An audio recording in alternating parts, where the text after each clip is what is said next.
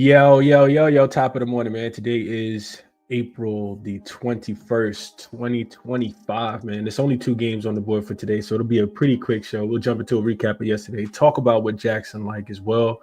We'll jump into the 2 games. I have made one official play. I'm going to be honest. I'll probably just leave it there for today. But there's a couple things that I'm considering as well. So no further ado, let's just jump right into it. Yesterday, so let's talk about yesterday. Did the show with Jim yesterday. Shout out to everybody who tuned in. The short list went undefeated. It absolutely went undefeated. I talked about the reason why I wasn't going to, take some of these looks. Should have, in retrospect, definitely added the Golden State +1. That was one of the looks that hadn't moved. Memphis team total under 107.5 was an easy winner yesterday. Derek White scored 30 points, so his points and assists was easy at 18.5. Miami team total under 101.5 was a sweat, but they did finish with just 100 points. Talked about not trusting Josh Green, under 20.5 points, easy winner as well. And Golden State +1 was a winner. So we swept the board if you played those. After I did the show, like probably literally immediately after I did the show yesterday, I'm looking into Amin Thompson yesterday, and I'm loving his assist under prop. I see 4.5, and I put it in a write-up, sent it out to the members, and it ended up being a loser. Fourth quarter, he had 6 assists. He had 4 assists in the fourth quarter, finished with 6, 2 meaningless ones in the last 2 minutes, which is what cost us this winner. He had 2 assists in the first quarter and none in the second, none in the third. So I'm thinking this is about to be easy in the fourth. And the Rockets started knocking down some shots, even though they only finished with, I think it was like 95 points. So, it's a tough one. That's really, really tough, especially when everything that I talked about was a winner yesterday. But it's like that sometimes. I also made a little money with OKC. We talked about that yesterday as well. Just didn't go official with it. But if you watch Friday's show into Saturday's show, the video I did on Friday night, I did talk about like an OKC minus the 12.5, and they won pretty easily. So trying to do a little bit better here. I will say as the playoff goes on, it gets more and more difficult. The lines are only going to get sharper, so it's not the greatest. But I hope you guys made some cash yesterday with the way that I talked the games out. I'll just say that. G. Hurd says Grizzly team total is the type of no sweat play that I need more in my life, and that's a fact. That is an absolute fact. Chad says I had a sweet parlay yesterday, but just following the trends that happened since the in started. I don't know what that means. Basically, I had OKC, Boston, Cleveland, all to cover. Golden State +1.5. Okay. What up, PZ? Appreciate you for tapping in as always. Good morning, Unc. Says what playoff Jimmy and that defense last night. Whew, yeah, that was crazy last night. They absolutely did their thing. What up, Justin? Top of the morning to you, my guy, as always. Good morning, Fear Elite. What up, JFX? It's beautiful weekend. Live betting was the move. Went 3-1. I actually tweeted out some live bets as well, and they both cashed too. And I didn't play either one of those. Boston third quarter minus 3.5 was a winner. 4.5, 5.5, whatever it is you got. And Orlando team total under was another winner. What up, Lingowick? Appreciate you for tapping in as well. Good morning, Brian. Says, let's get it today. What up, Prolific? What up, Dom? Says, Ja's a joke. Who smiles on the bench when they're getting beat by 1,000? Ja does. Yeah, I think he understands that it's just one game. Will they win? Absolutely not, in my opinion. But you understand that it's one game. Kind of. They were supposed to get blown out like that. Not by 50, but they were supposed to lose. And if you go back and listen to a handicap yesterday, I talked about why I really like OKC by a lot of points yesterday. Neither here nor there, though. Let's jump into it for today. So we'll start off with jaXon, as we always do, your AI sports betting handicapping tool partner, homie. Today, I'm interested in unders. I'll just keep going back to it. I'm interested in unders because we see defenses start to ramp up. So today's prompt was, what are the 2 best under player props for the NBA today? And the one that sticks out to me that jaXon likes the most is Bojan Bogdanovic under, and it's probably going to be a sweaty one, under 1.5 rebounds. What sticks out here. It says that his season under hit rate is about 47%. Over hit rate is about 52%. But the last 20 games, his under hit rate is 60%. He's averaging 5 rebounds in versus Denver. He's averaged 5 rebounds in one matchup, but this is an outlier compared to his season average of just 2.98 rebounds. Denver ranks second in rebounding, making them one of the toughest teams in the against his position. And on the road, Bogdanovic is under 60% of his games, averaging 2.6 rebounds. Denver's elite defense against Bogdanovic's position and his inconsistent rebounding numbers make this under highly appealing. The Nuggets' ability to control the glass and limit second chance opportunities to further support this pick. So take Bogdanovic under 1.5 rebounds at plus 135 is what jaXon is liking here. And the reason why, what I'll say about jaXon in this play is that Bogdanovic might not be on the floor as much. I mean, he's definitely needed to be out there to be a floor spacer. I think Tyler will give him some burn, but I'm watching him and they're just trying to attack him no matter who he's guarding. They know he's not the best defender. They're trying to put him in a lot of pick and roll actions, a lot of one-on-one actions where the offensive player has the whole side of the floor that they can just kind of isolate him in. And I think that's a reason we could see his minutes not even be there. So I like that look from jaXon, his under rebounds. The other thing I typed in was, what is the best total bet in the NBA today? And jaXon tells me that it likes the under between the Detroit Pistons and the New York Knicks. It says the Knicks and Pistons both played low-scoring games in their respective Game 1 matchup. The Knicks held the Pistons to 86 points while scoring 103 points themselves. This is not true at all. None of this is true. I didn't see any of that. Playoff atmosphere, it says playoff basketball typically features a slower pace and more physical defense, which often results in a lower scoring game. This trend was efficient in Game 1, but this game, unless I'm tripping, I saw this game go up and over the total with the Pistons. Yeah, I'm not tripping.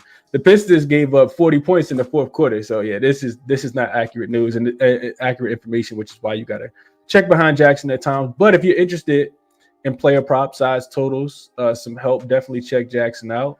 I do like the Bogdanovic under his 1.5 rebounds, though. I think that's a live play for sure. Let's get into the two games for today. So first one up we got is the Detroit Pistons and New York Knicks game. Let me just double check the lines and make sure that they are where I had them at last night, and they are not. So the total has come down. I saw this reopen in the market after Game 1. I think I saw it as high as 222. And last night I updated this to reflect the live movement down to 221. And now we see, 221.5. Now we see it down to 220.5. So you can still shop around. You can still get it to 221.5 if you like the under, but definitely shop around for whatever it is that you like. I'm going back through the game from Monday, the game from Saturday, and first of all, I just want to send some thoughts and some prayers for anybody who had Detroit plus the points, because they were covering the first quarter. They covered the first quarter. They covered this first half, because Tobias Harris hit that 3 at the end of the first half, and then just absolutely get steamrolled in the fourth quarter. So the recap, if you like the Knicks, is that Detroit shot 15 for 32 from the 3-point line. That's 47%. Still lost by 11. Detroit won the rebounding battle. They were a +1, and they were a +3 on the offensive glass as well. Jalen Duren was in foul trouble. In my opinion, and I think most people's opinion, the reason why the Knicks won the game is because they forced 21 turnovers that led to 25 points. And that's Detroit they really just crumbled in the fourth quarter. Knicks dominated the points in the paint. They won 62-46. And I don't know if that's going to happen again. I do think Detroit will be a little bit more focused and locked in. Detroit, if you look at the seasonal numbers, Detroit finished 21st in turnover percentage on the season. So they weren't doing the greatest job of protecting the basketball. But I think that was a little far-fetched. When I look at Detroit in the last handful of games, they hadn't turned the ball over as much.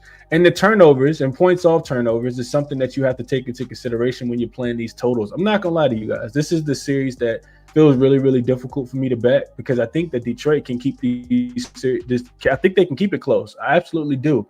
I think if I had to play this, I would. There was some 7s available. They're gone now. I think I would probably grab a 6.5, thinking that Detroit can not turn the ball over. They got really great shots on the offensive end. If you go back and look at the box score, Cade Cunningham had a really good game outside of the turnovers. He didn't even shoot the ball well. 8 for 21 for just 21 points. Tim Hardaway Jr. had 19. Tobias Harris had 25, which I'm not expecting that to happen again. But Asur had 10. He was in foul trouble early. And then Malik Beasley firing up the Knicks every single time he gets a chance. 6 for 12 from the three-point line, 20 points. Schroeder had 8 off the bench as well. So it's not like Detroit can't score the basketball. I mean, you just really gotta hone in a little bit more. Brunson started the game off super slow, still finished with 34 points. Karl-Anthony Towns had 23. OG Anunoby had 23. I do think that a guy like Mitchell Robinson playing 18 minutes off the bench will continue. He had 6 and 6. I think that's going to continue just because Detroit's a big physical team that will try to beat you up on the glass. So I do think that his minutes will continue to be there.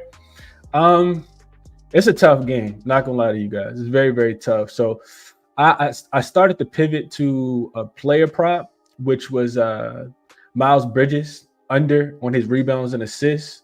A big part of the reason why I like the under, and it was 7.5 yesterday when I was looking at it, like minus 130, and then it shifted. It moved to it moved to 6.5 now. The 7.5 is super juice. They're like minus 170. So probably won't end up playing it. But Bridges, he finished game 1 with just 4 rebounds and assists. And while he's over in 20 of his 30 games, 20 of his last 30 games for 67%, he's over in just 14 of his 30 games with Brunson on the floor. So I like his assists to go under because Bridges is back.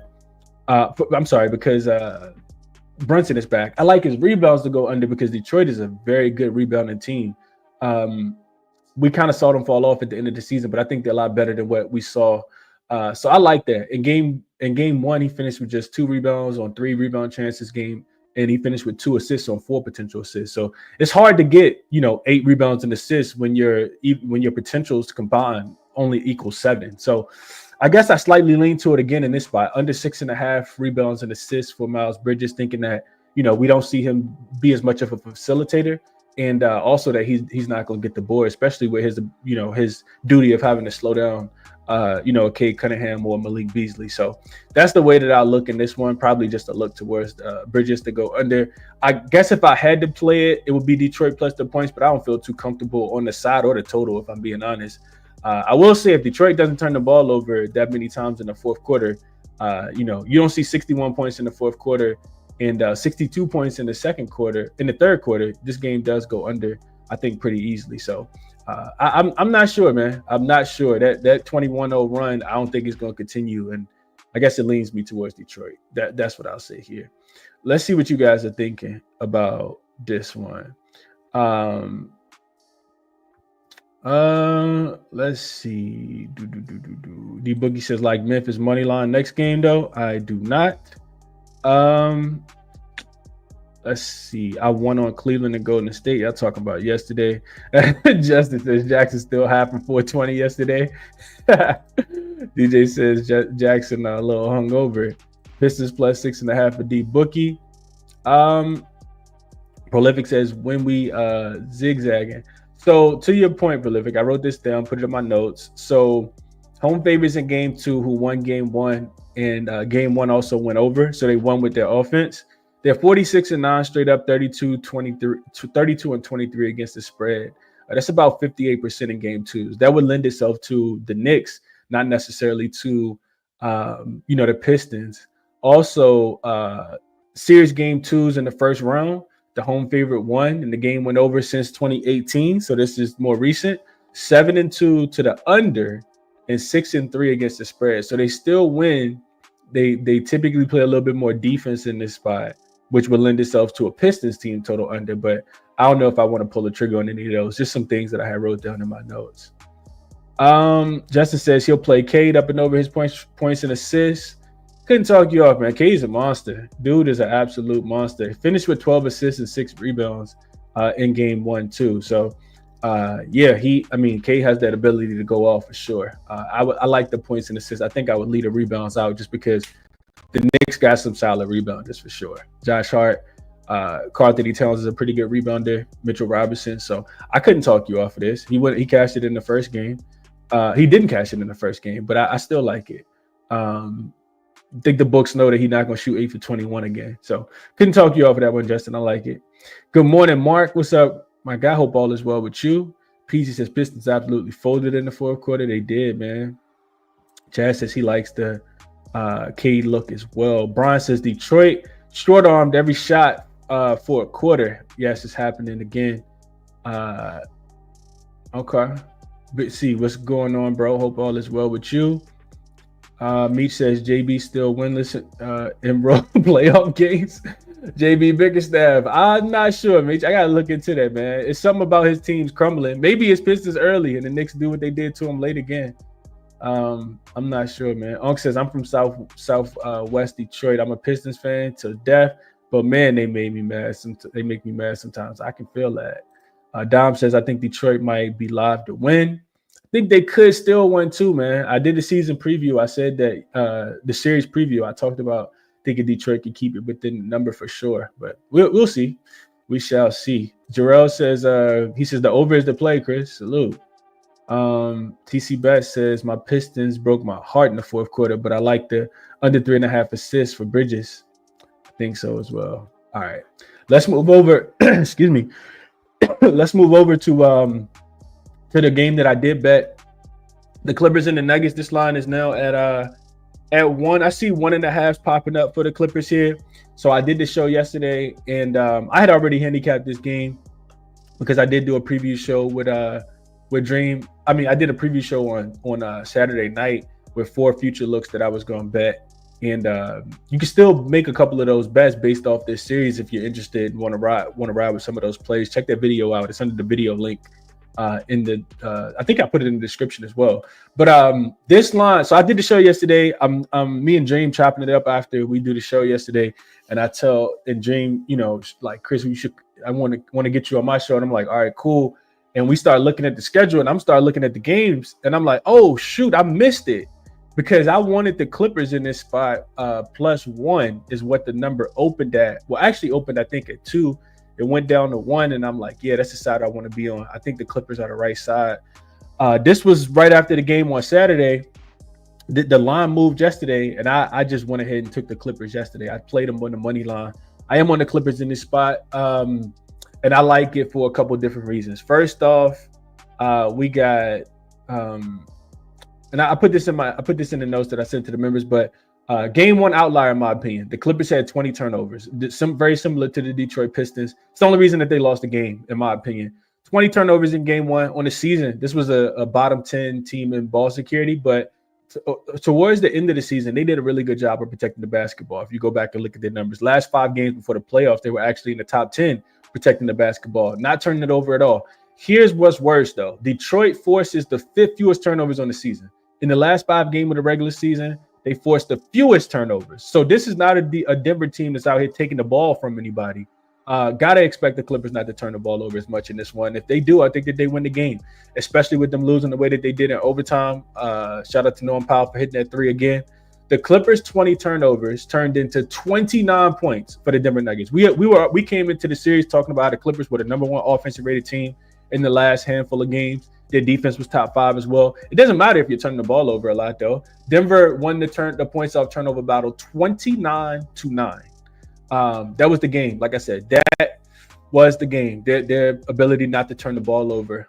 Clippers finished 7th best after the All-Star break in points allowed off turnovers with just 15 per game. 29 is way too much. Way too much. I'm expecting Ty Lue to address that. Expecting James Harden, Norman Powell, Kawhi Leonard, and those guys not to turn the ball over as much. Denver finished 20th in points scored off their opponent turnovers, and I think they might have been #1. I don't think anybody got more. So if you think the Denver can do that again, then you might like Denver in this spot. I don't think so. I also think that the Clippers allowed Denver to dominate the rebounds in the second half as well. And I don't have the exact numbers, but I'm watching this whole game, and the Clippers are killing them on the board. Zubac, Kawhi, like they're grabbing all the boards. And for whatever reason, Denver started getting a lot of second chance opportunities, and I think the Clippers do a better job rebounding the basketball. The rebounding numbers won't tell you if you look at the stats, it won't tell you that the Clippers were dominated on the boards because they finished about even. But if you go back and look at it, I mean, the Clippers were dominating the glass in this matchup in game one. Clippers were also the better offensive team. They shot 50% from the field, 36% from the three. Denver shot just 43.6% from the field, 33% from the three-point line. So I do think that, I look at Denver, I looked at the landscape of Denver. I'm like, I don't think they got enough offense, in my opinion. Not with the way that the Clippers can come in here and, absolutely lock this team up. Outside of Jokic, who did have a triple-double, I think the Clippers, I think they got enough. So I did bet the Clippers. I am on their money line here. I think I got it about as 115 last night. As far as player props in this game goes, a couple that really stood out to me. But I'll tell you guys, if you're looking at player props in this game, first thing you got to look at is this total, right? If we go back and look at the total for game one, this was on Saturday, right? Let me just double check it real quick. We go back and look at the total in game one. That total was 225. And I think they did go up and over, but they went up and over because of the overtime. Let me just double check that, make sure I'm not tripping. I want to say they went up and over, but it was only because they actually still didn't go over, even with the overtime. 222 is what the game finished at, and that was with 26 points scored in the fourth quarter. So if I'm not betting that, I'm probably betting Denver team total under. I do think this is going to be a little bit more of a defensive style matchup between the two, and I expect the Clippers defense to play a lot better. The Denver Nuggets, you think about it from this perspective, Denver scored 29 points off the Clippers turnovers and still didn't get their team total. They still didn't reach their team total for the full game. So I think if I had a secondary play, I'd be leaning towards the Denver Nuggets to stay under their team total. However, this total has come all the way down. I think it opened at 219 and a half. It's down to 217 now. So the books are anticipating a much more defensive style game, and I think it's going to be the Clippers playing the defense. Keep in mind the Denver Nuggets they're the worst defensive rated team that was heading into the playoffs. So when you're thinking about player props, keep that in mind. Now, as far as player props that I like in this game, it's a couple that stand out to me. The first one is, and we'll take a little trip over to Outlier real quick. But I want to talk through two real quick. The first one is, and this is Outlier. There's a link in the description where you can check it out if you're interested. This is Zubac, but I was looking at Zubac last night as well. But that's not what I want to talk about first. The first one I want to talk about is Kawhi. So Kawhi actually on his points prop here. Points prop for Kawhi is sitting at, let's see, was 23.5 last night. It's up to 24.5 now. Yeah, I like Kawhi in this spot a lot. Not sure if I'll bet it. He finished, you can see right here, he finished with 22 points in that game. But the crazy thing about Kawhi in that game was he shot the ball so efficiently. Look at this, 9 for 15 from the field. 60% is what he shot. Hit all three of his free throws. He did go 1 for 3 from the three-point line. But in my opinion, he simply just wasn't as aggressive as I thought he would have. I think he'll take a few more shots in this game, given his efficiency in game number one. I'm pretty sure Ty Lue is probably telling him that as well. Kawhi gets about a fourth of his points from spot up. Denver is the second worst spot up defense in the NBA. So, a lot of that is James Harden, driving and then moving the ball, kind of giving it to Kawhi. But also, I think he's going to be able to score in the mid-range. I think he also going to be able to score in the ISO as well. So I'm looking for Kawhi to have a big game. He played, I think, close to 40 minutes in the game as well. So I like Kawhi if I'm betting a player prop, even though I think the game goes under. Even though I think I would lean towards the under, or at least a Denver team total under. I think Kawhi goes over on this player prop. And then the other one was what I just talked about, was Ivica Zubac. Zubac has been absolute killer. Look at this. 5 of his last 6 games, he's up and over his 17.5 points.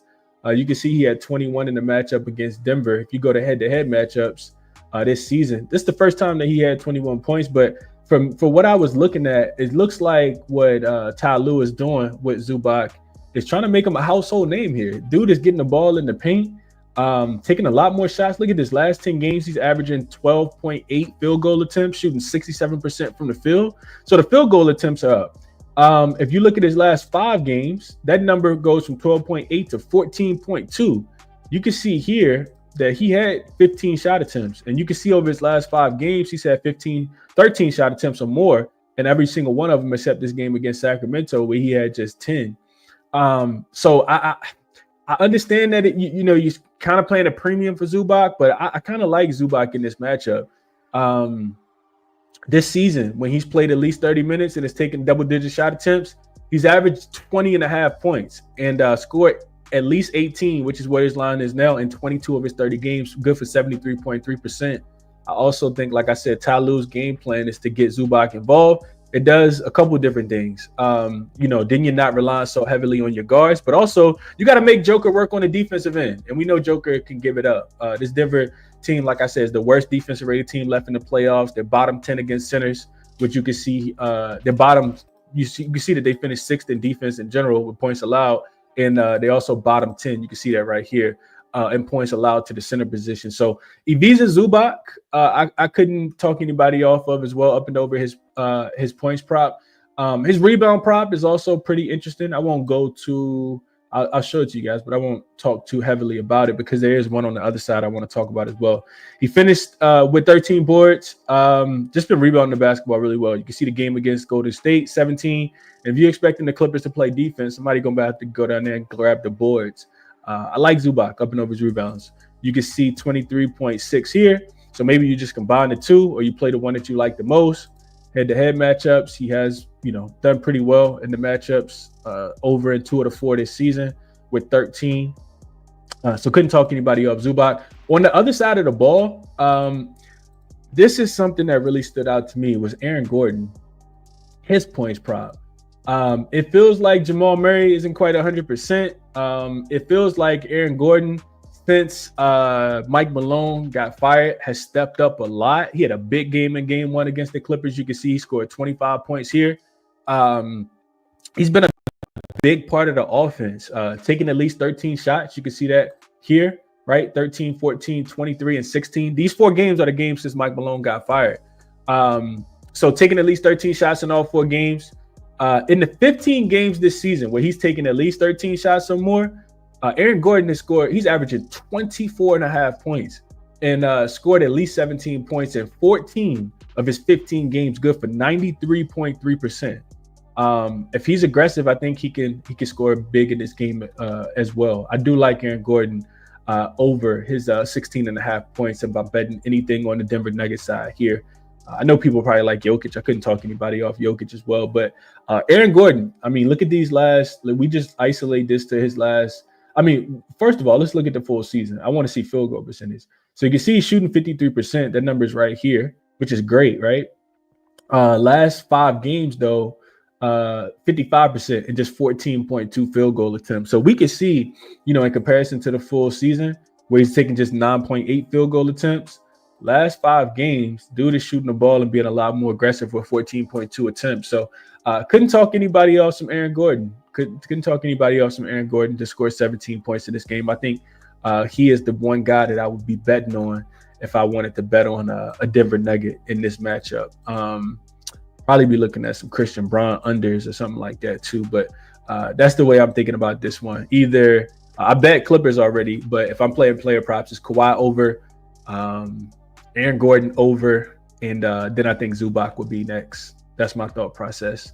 Talked for a while, so I'm interested to go back into the comments and see what you guys are thinking here. Let's see. Clippers over for Justin. He likes the over 218 and a half. Denver money line for D Bookie, so we on the opposite side. Prolific says, funny how playoffs, no injury manipulation reports. That's a fact, and that's why we get to enjoy it. D Boogie says Jokic triple-double, MPJ over his 20. Dom says Clippers first quarter minus a half. I would probably go Clippers second quarter when Jokic is out of the game, but I couldn't talk you off, Doms. I do think Clippers established themselves early in this one. Clippers trifecta, Brian says. Mark says Harden early. Penalties also didn't help. I played Clippers money line. Also played Clippers plus 4.5 under 227 and at plus 106 on Bovado. Mark says, okay. So a little same game parlay there, all correlated. John says, well, if we're banking on them controlling the ball, I might take Harden under 3.5 turnovers. He had only 2. I couldn't talk you off of that, John, especially if it's 3.5. I'm interested to see what that number was. Bitsy says he'll play Jamal Murray over his 27.5 points, rebounds, and assists. 77 figures says Denver money line, Leonard and Harden, ISO ball, not enough here. We get a W. Hope I'm wrong because I like the Clips. Yeah, I'm on the other side. I will be on the Clippers today. I love it. Says that overtime saved me. Clippers are fade. Playoff Nuggets are the motion. Okay, a lot of people liking the Nuggets. I like that. Okay. What up, Brian? He says clip money line for him, so we on the same side. User says this is a must win for the Clippers. They need to steal a game on the road. I agree with that.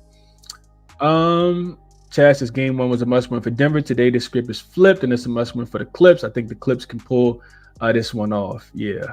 What up, Can't Stop?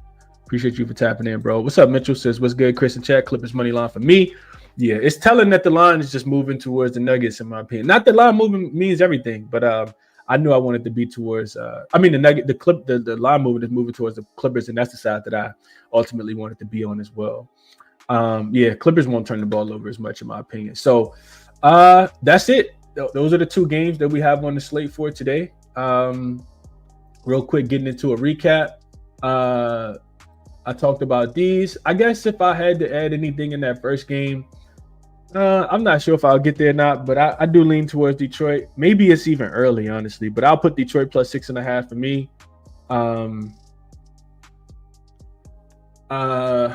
They just completely fumbled the bag late. Bridges under. I think the number is now 6.5 rebounds and assists as well. If I'm playing anything in that game. And Big Zubac. No. What I like more than Zubac is Aaron Gordon. I hate playing player props when I'm on the side of the other team, though.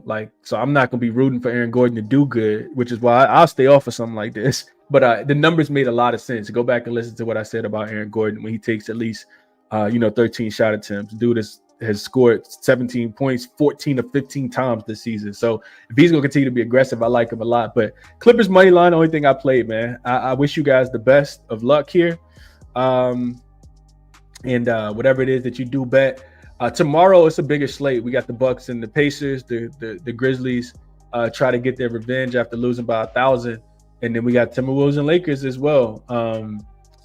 We got some good ones tomorrow. So I'll try to get ahead. It's a couple things I'm looking at, but I'll try to get ahead on that card, and I'll catch you guys in the next one. If you want all my official plays, of course, use that link in the description of the video. Check out the futures video that I did as well. Resources are all listed here. jaXon likes Bogdanovich under his 1.5 boards today. Outlier, check it out. We talked about it. Money Baller as well, and Eyes Jam. All great resources for your handicapping sports betting. Best of luck on your action, man. Enjoy your Monday. I'll catch you guys in the next one. I'm out.